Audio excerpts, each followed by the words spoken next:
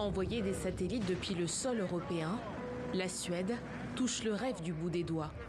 Son nouveau site de lancement vient d'être inauguré en grande pompe, en présence du roi, du Premier ministre suédois et de la présidente de la Commission européenne.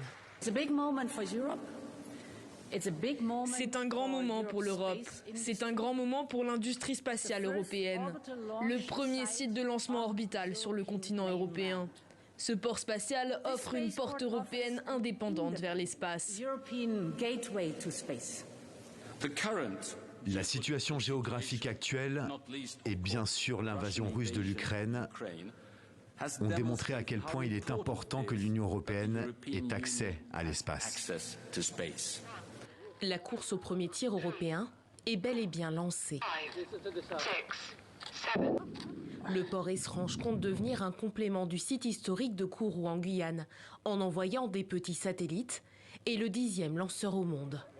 Une base au nord de la planète, située à 200 km au-dessus du cercle polaire, en Laponie.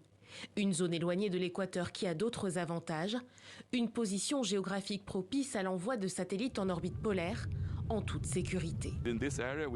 Nous avons 5200 km² où personne ne vit. Nous pouvons donc facilement lancer une fusée qui survole cette région et qui tombe sans que personne ne soit blessé. C'est la raison initiale pour laquelle nous sommes installés ici. Il aura fallu pas moins de 15 millions d'euros pour développer cette base inaugurée en 1966. Des essais auront lieu cette année pour un lancement prévu au premier trimestre 2024.